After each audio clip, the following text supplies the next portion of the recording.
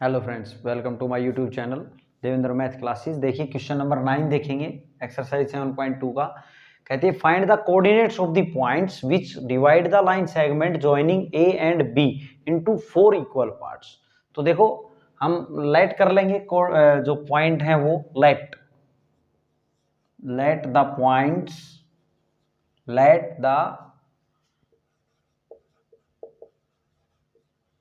Points which divide the line segment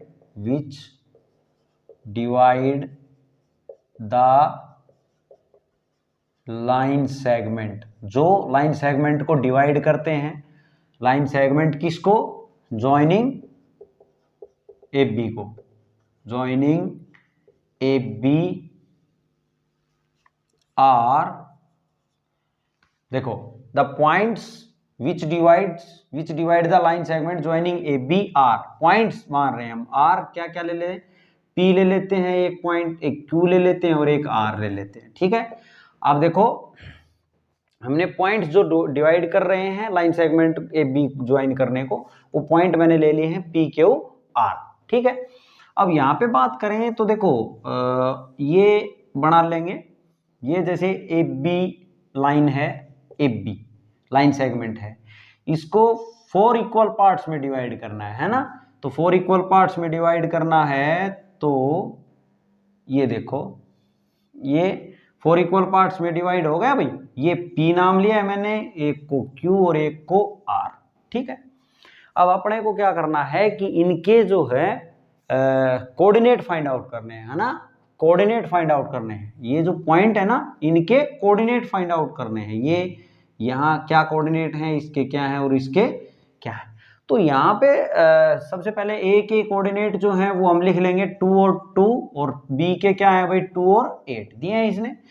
यहाँ देखें तो जो क्यू पॉइंट है, जब ये 4 इक्वल पार्ट्स हैं, ये पार्ट ये और ये सब इक्वल हैं, तो 2 पार्ट इधर बच गए तो 2 इधर बच गए। इट मीन्स क्यू जो है ए बी का मिड पॉइंट है। यहाँ पे लिखेंगे since Q is mid point of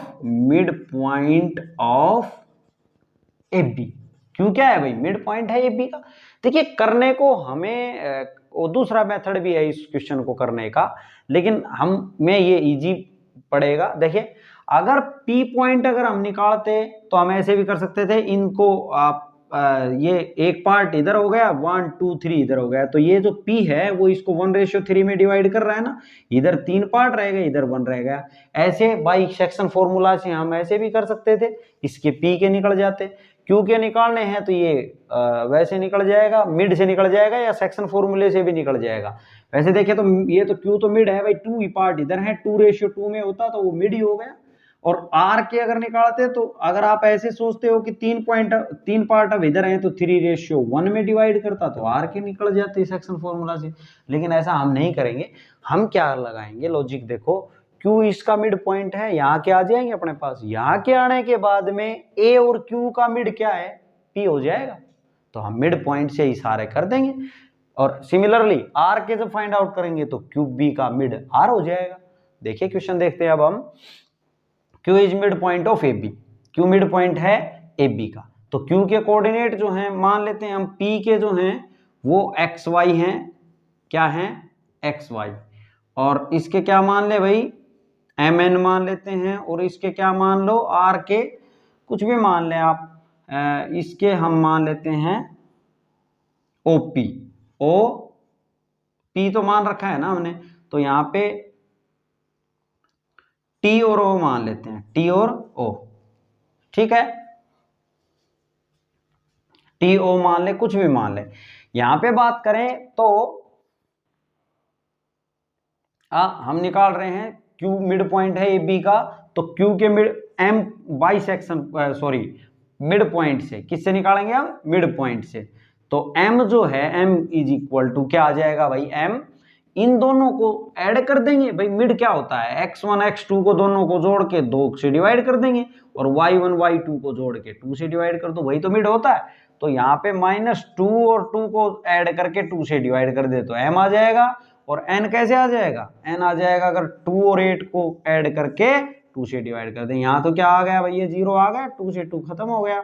यहाँ पे 10 को 2 से डिवाइड करेंगे तो 5 आ जाएगा। तो ये जो Q के पॉइंट आ गए, देयरफॉर Q के पॉइंट क्या आ गए कोऑर्डिनेट 0 और 5 आ गए, 0 और 5।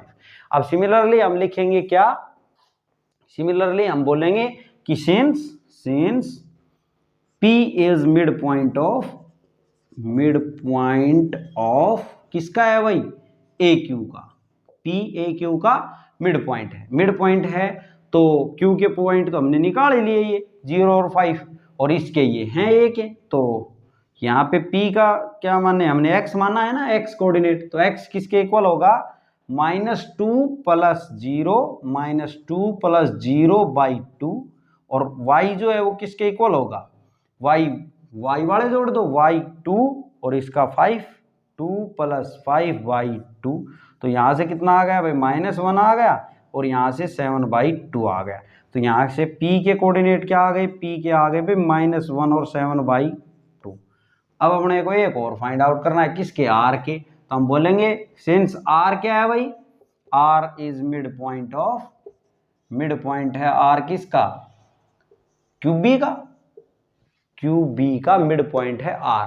तो T से डिनोट कर रखे हैं इसके, तो T किसके इक्वल हो जाएगा भाई, T की बात करें तो Q के कोऑर्डिनेट क्या है अपने पास, 0 और 5 आए हैं ना, 0 और 5, और उसके हैं 2 8, तो 0 + 2/2, ये तो T आ गया। और y वालों को जोड़ देंगे तो ये इसको O से डिनोट किया है, तो आप इसको O से डिनोट नहीं करें तो ना करें, वो इसलिए कर रहा हूं क्योंकि 0 नहीं लगे किसी को, ठीक है। आप हम लिख लेते हैं, U लिख लेता हूं बस, TU ले लेते हैं U। अब वो कभी 0 ही समझ जाए, यहाँ पे U ले लेते हैं हम, 5, इसका 5 और इसका क्या भाई 8, ठीक है, /2। तो ये कितना आ गया, यहाँ से 1 आ गया, यहाँ से 13/2 आ गया।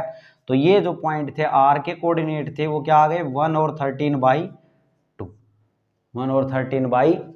तो ये P के OR जो हैं वो क्या आ गए अपने, एक ये आ गया, Q आ गया, R आ गया, P ये रहा, Q ये रहा, और R ये रहा।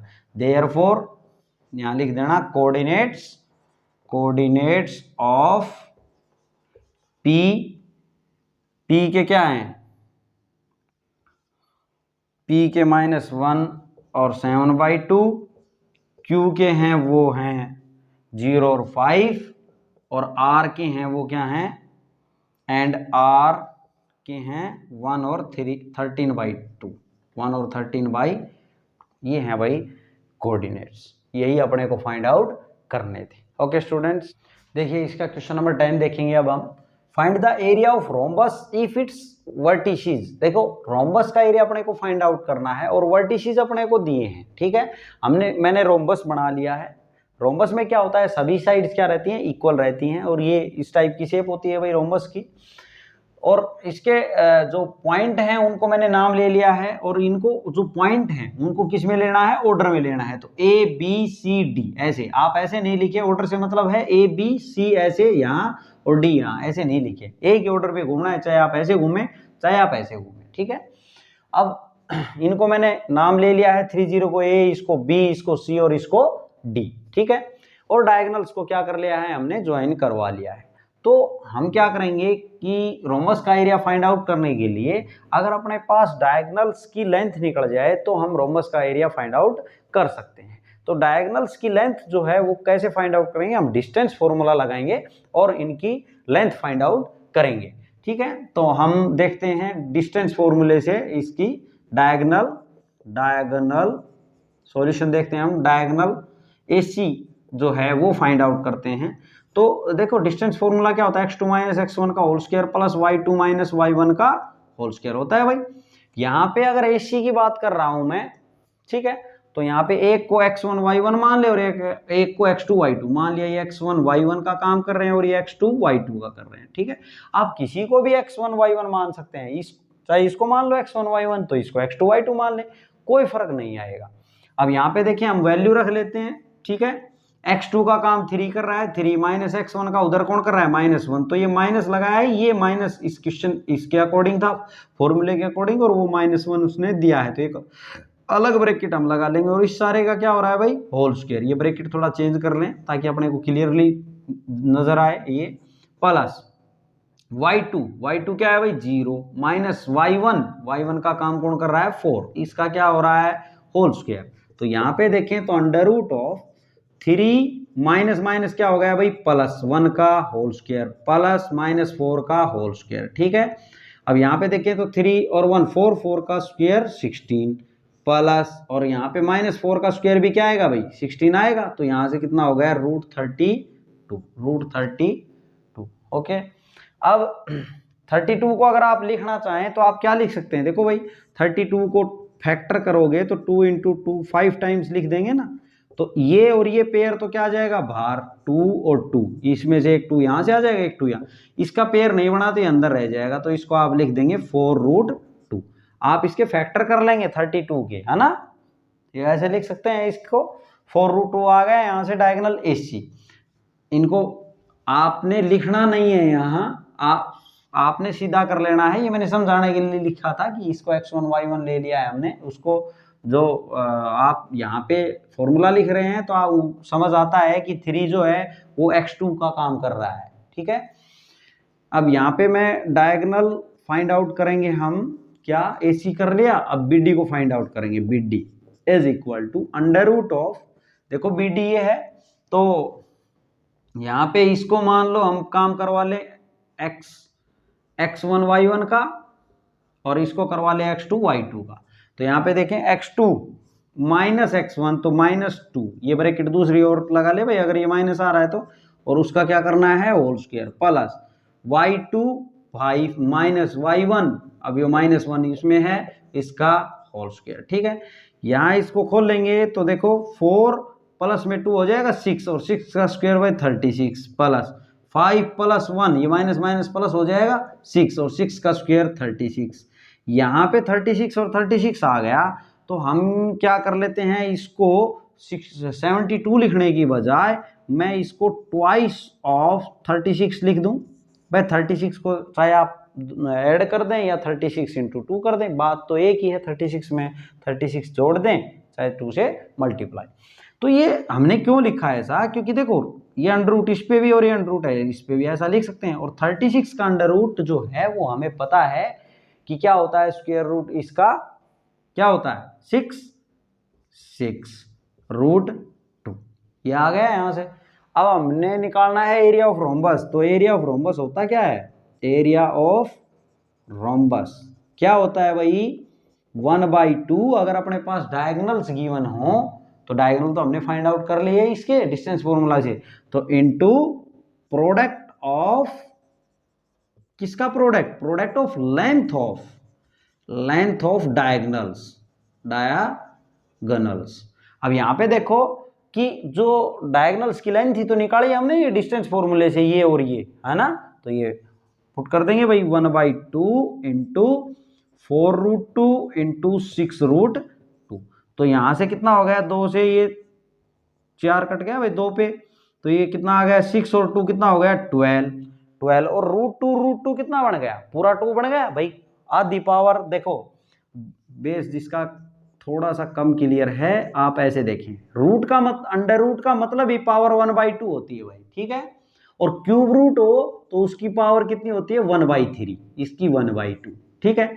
तो यहाँ पे √2 ये था तो उसको 2 की 1/2 लिख देंगे, 2 की 1/2 क्या हो रहा है इनका मल्टीप्लाई, तो बेस सेम है, तो बेस सेम है 2 ही है, तो क्या होता है पावर ऐड हो जाती है, तो 1/2 + 1/2 कितना बन गया 1 बन गया भाई, 2 की पावर 1 बन गया, वो 1 लिखते नहीं है, कितना आ गया 2। तो यहाँ से क्या है कि यहाँ अपना आया 6 और 2 ये 12 हो गया भाई, और 12 को और √2 कितना बनेगा 12, सॉरी √2 कितना बनेगा 2 बनेगा, तो ये 12 था, 12 को 2 से मल्टीप्लाई और कर देंगे तो कितना आ जाएगा 24, और यूनिट है नहीं तो यूनिट लिख देंगे, अब जो भी यूनिट इसकी रही हो यूनिट्स, ठीक है। ये मैंने आपको समझाने के लिए बताया था। ये है आपका क्वेश्चन नंबर 10। इस एक्सरसाइज का लास्ट क्वेश्चन। फ्रेंड्स, अगर आपने मेरे चैनल को सब्सक्राइब नहीं किया है तो प्लीज़ आप सब्सक्राइब कर लें और फ्रेंड सर्कल में भी शेयर करें।